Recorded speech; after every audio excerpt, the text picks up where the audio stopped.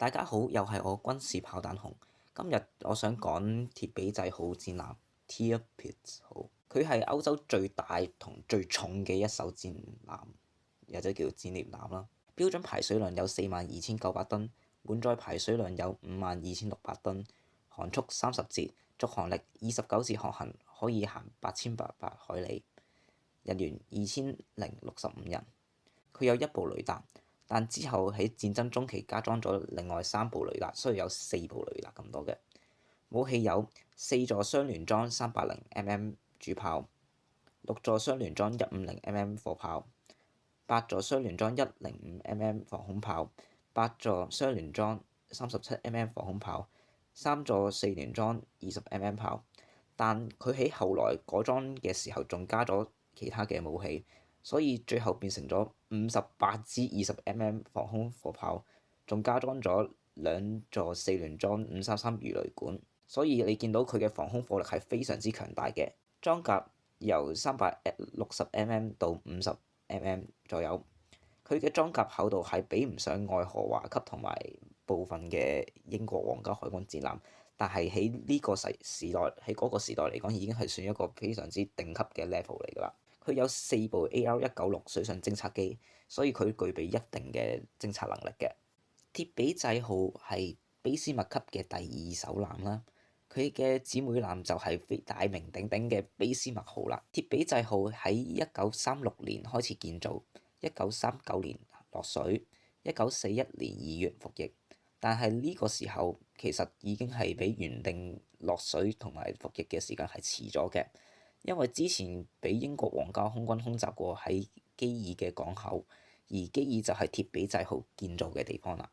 喺1941年嘅年中啦，鐵比制號就喺波羅的海進行訓練嘅。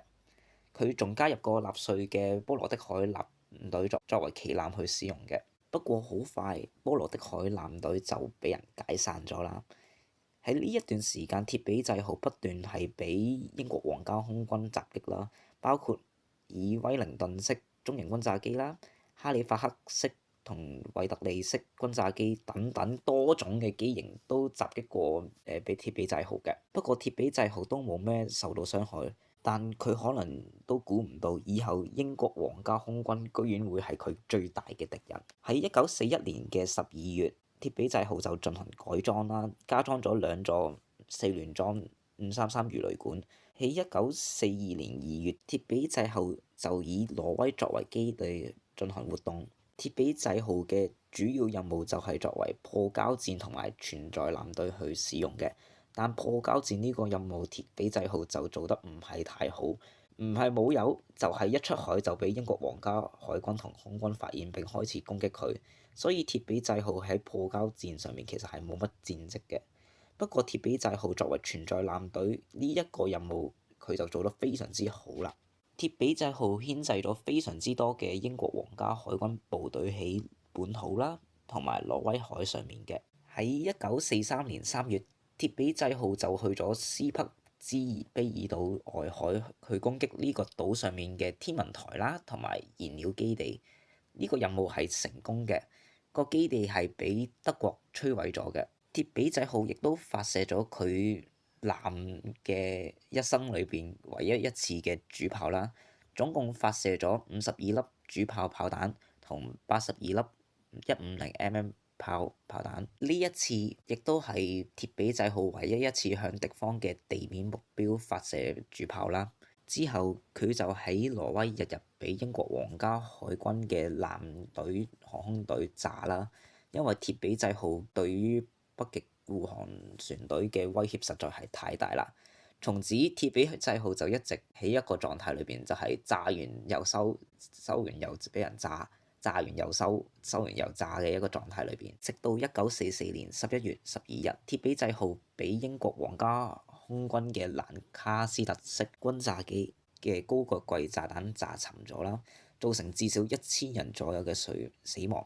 但亦都唔好睇小鐵比制號嘅防護能力。當時鐵比制號嘅上空有32架嘅蘭卡斯特式轟炸機啦，投下咗29粒嘅高腳櫃炸彈，而高腳櫃炸彈一粒係重5.4噸嘅，所以鐵比制號嘅防護能力其實係非常之強嘅。咁喺鐵比制號沉沒咗之後啦，咁希特拉係非常之嬲嘅，佢係不斷懲罰嗰啲德國納粹空軍嘅人員啦，佢哋嘅軍指揮官啦，咁但係好明顯係於事無補嘅。鐵比制號嘅沉沒亦都代表咗納粹德國海軍嘅最後一艘戰艦嘅沉沒啦。咁等我總結一下啦，好多人都會話鐵比制號係一件廢物啦，冇咩用啦。咁但係我覺得佢至少作為存在艦隊呢一個任務上面，鐵比制號係做得非常之唔錯嘅。佢亦都牽制咗非常之大量嘅英國皇家海軍艦隊啦。但好可惜嘅係，佢部署咗起太多時間喺挪威度啦，所以大家都會叫佢 Die einsame Königin des Nordens 北方孤獨的女王啦。但至少佢都仲有一個名號喺度俾大家記住啦，好過其他嘅艦艇連一個名號都冇就俾人炸沉或者係俾人解體啦。如果鐵比制號可以早2年服役啦，我相信佢可以有更加多嘅戰績啦。但我亦都要聲明一下，我唔支持納粹，我亦都唔支持納粹去殺人嘅。不過我只係覺得，如果鐵比制號可以早2年，佢會有成套系統去 support 佢去作戰啦，亦都可能會有更加多嘅油料啦，更加多嘅戰力啦，更加多嘅護航艦艇去保護佢啦。我會係咁樣覺得咯。鐵比制號嘅沉沒，某程度上亦都可以代表咗納粹德國海軍失去最後一個可以同英國皇家海軍去比拼嘅武器啦，亦都再無力同英國皇家海軍去鬥咯，連一絲嘅機會都冇咯。好啦，今日我就講到呢度，希望大家亦都中意我講解呢一啲嘅軍事嘢啦，亦都中意得我喺呢度咁樣吹水法啦嚇，即係騙大家6分鐘咁樣啦，希望大家中意，我哋下次再見，拜拜。